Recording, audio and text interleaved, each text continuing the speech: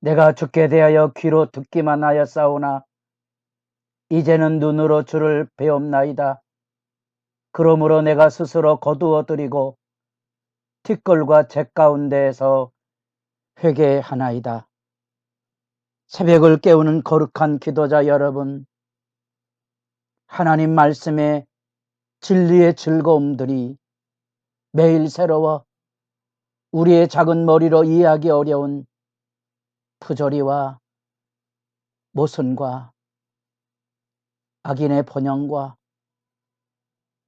말할 수 없는 고통의 나락을 능히 품고 살아가는 하늘의 지혜가 상수처럼 새롭기를 소망합니다. 오늘 우리가 읽어갈 말씀은 드디어 욥기 42장 두 번에 걸친 하나님과의 만남 앞에 두 번째 욥의 대답, 그 안에서 욥기의 대단원을 마감하게 됩니다. 42장 5정 6절에서 우리는 욥의 대답의 말씀을 듣습니다. 그 대답의 말씀은 티끌과 재 가운데 회개하나이다 하는 이 말에 대한 정확한 이해입니다. 자신의 잘못에 대한 인정을 하고 있는 회개의 의미가 있습니다. 그것은 자기의 작은 머리로 하나님 앞에 하나님의 뜻에 대하여 하나님께서 욥에게 나타나셔서 말씀하셨던 38장 2절 무지한 말로 생각을 어둡게 하는 자, 그 뜻을 흐리게 함에 대한 회개고, 40장 두 번째 하나님이 찾아오셨을 때 40장 8절 하나님의 공의를 부인했던 죄에 대한 회개일 수 있는 거지요. 그러나 그것은 하나님께서 욥을 받아주셨다는 의미 안에 욥의 친구들을 책망하고 욥으로 하여금 그들을 용서와 회복의 자리로 인도하도록 이끈 점에서 보면 회개의 측면보다는 자각의 의미가 크지 않을까 하는 생각도 하게 됩니다. 그래서 욥기 전체를 이해하면서 우리는 단정 짓기 어렵겠지만 바로 이런 지혜 이야기들을 만나보게 되는 겁니다. 단순히 그것은 자각이 아니라 그동안 고통의 쓰라림에 몸부림하고 억울하고도 아우성쳤던 욥의 마음에 이제 귀로만 듣는 하나님과의 만남에서 눈으로 배우는 것처럼 하나님의 임재의 영광을 경험한 욥의 상황에서 누리는 무한한 하나님의 위로의 의미도 담겨져 있습니다. 우리가 말씀을 읽을 때 이렇게 다양한 함의 담고 있는 뜻이 있습니다. 많은 신학자들의 노력이 우리의 마음 안에 이 같은 하나님의 말씀에 대한 이해와 깊이를 열어주고 함께 하나님 앞에 나아가도록 도와준다는 사실입니다. 그것이 우리가 욥기를 지금까지 읽어온 진리 논쟁의 의미입니다. 진리의 논쟁은 서로 세움이지 정죄가 아닙니다.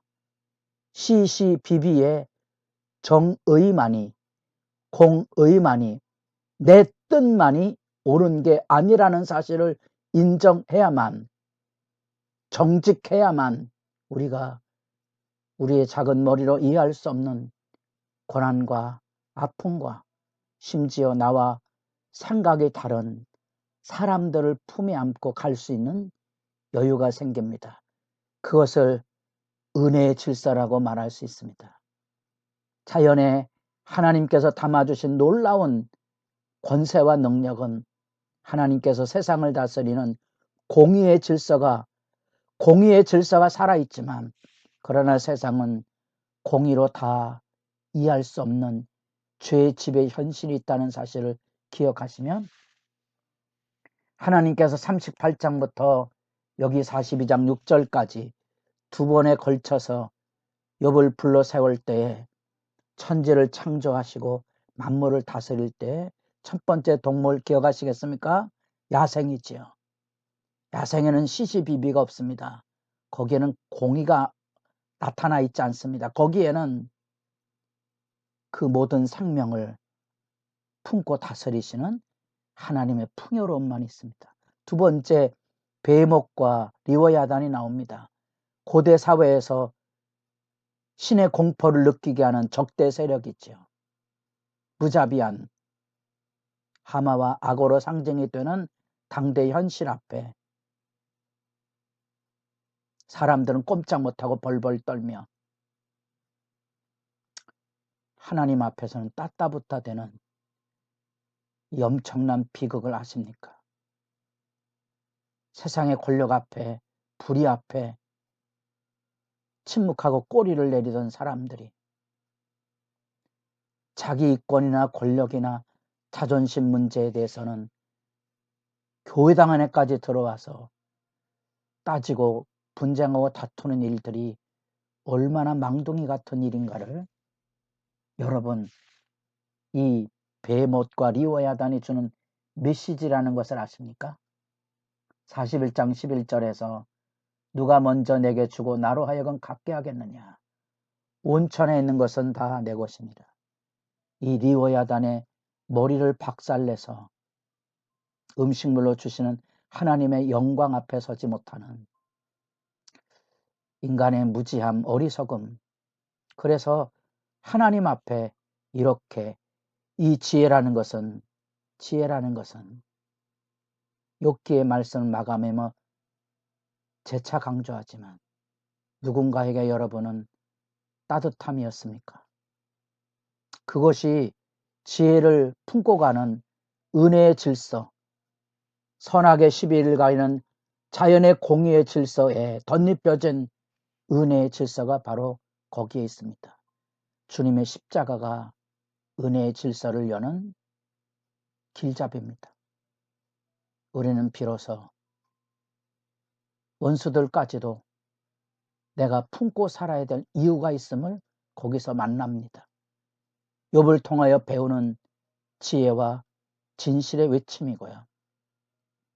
이 다양한 친구들과의 논쟁은 내면적으로는 우리 안에 우리 삶의 문제를 가지고 교회 안에 우리 안의 문제를 가지고 시시비비를 가리는 첨예한 진리와 하나님의 뜻을 찾아가는 논쟁과 다툼일 수 있습니다. 정죄하거나 손가락질하거나 비겁하게 침묵하지 마시고 정당한 논쟁을 하시고 그 다음에 하나님 앞에 겸비 엎드려서 때로는 수모와 멸시와 천대를 끌어안을 줄 아는 깊이, 그 깊이를 우리가 욥기를 통하여 만나는 겁니다.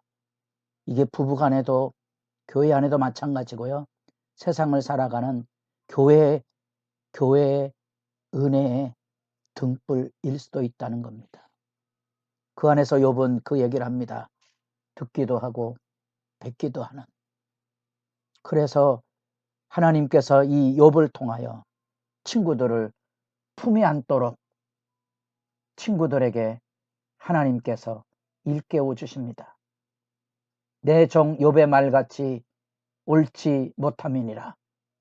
정의를 외쳤던 친구들에게 너희들의 정의가 진정한 정의가 아니었음을 밝혀주고 욥에게 가서 너희를 위하여 숫서 7과 수장 7을 가지고 번제를 드림으로 욥의 중보적 기도를 통하여 관계의 회복, 하나님과 욥과 친구들의 관계 회복과 더불어 그만큼 욥을 향하여 하나님께서 그 고통에 대한 응답을 통하여 하나님께서 욥의 재물을 자녀를 장수의 복으로 채워주시는 놀라운 역사를 여기서 만납니다. 재물, 자녀, 장수가 바로 욥의 친구들이 외쳤던 인과응보의 원리, 우리가 말하고는 잠언의 원리, 그 원리에 이 세상을 다스리시는 하나님의 기본적인 지혜 질서의 복이지만 이 재물과 자녀, 장수도 사실은 잃어버릴 수도 있고 그것이 죄가 아닐지라도 욥기의 메시지죠. 그래서 욥기 1장에 나타난 사탄이 욥을 회방하고 들끓어 무너뜨릴 때 하나님께 시비를 건 내용이 까닭 없이 하나님을 섬기겠습니까? 하는 거죠. 까닭 없이. 여기 까닭 없는 신앙의 진실을 욥이 지금 우리에게 온몸을 바쳐서 증언해 주고 있는 겁니다. 까닭 없이 재물과 자녀와 장수의 복을 잃어버려도 하나님에 대한 신앙과 하나님에 대한 소망과 하나님에 대한 사랑이 흔들리지 않은 증인이 있습니까? 그게 마귀의 시험 앞에 하나님께서 자랑스럽게 내보일 수 있는 욥의 신앙이고 욥의 주제입니다.